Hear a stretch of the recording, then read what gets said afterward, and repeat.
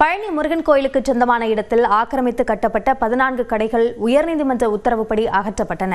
விவரங்களோடு இணைகிறார் நம்முடைய செய்தியாளர் அங்குபாபு. விவரங்களை பதிவு செய்யுங்கள் அங்குபாபு.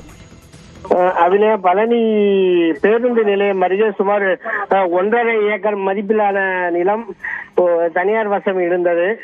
கடந்த சில தினங்களுக்கு முன்பு இந்த இடம் பழனி திருக்கோயிலுக்கு சொந்தமானது என உயர்நீதிமன்றம் தீர்ப்பளித்த நிலையில் அங்கிருந்து சுமார் 1.5 ஏக்கர் நிலம் திருக்கோயில் நிர்வாகம் கையகப்படுத்தி அந்த இடத்தில் இலவச பேருந்து நிறுத்தம், வாகன நிறுத்தம் ஆகியவற்றை ஏற்படுத்தி இருந்தது. இந்நிலையில் அந்த இடத்தில் ஒரு 14 கடைகள் மட்டும் காலி செய்யப்படாமல் இருந்தது.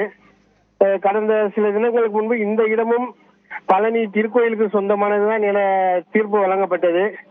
இதையடுத்து இன்றைய திருக்கோயில் இணை ஆணையர் மாரிமுத்து, டிஎஸ்பி தனஞ்சயன் உள்ளிட்ட 50க்கும் மேற்பட்டோர் அந்த கடைகளை காலி செய்ய அறிவுறுத்தினர்.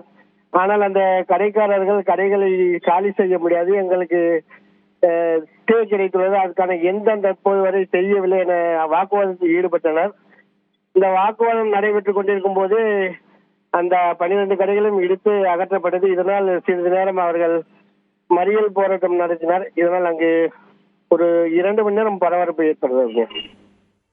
விவரங்களுக்கு நன்றி அங்குபாபு.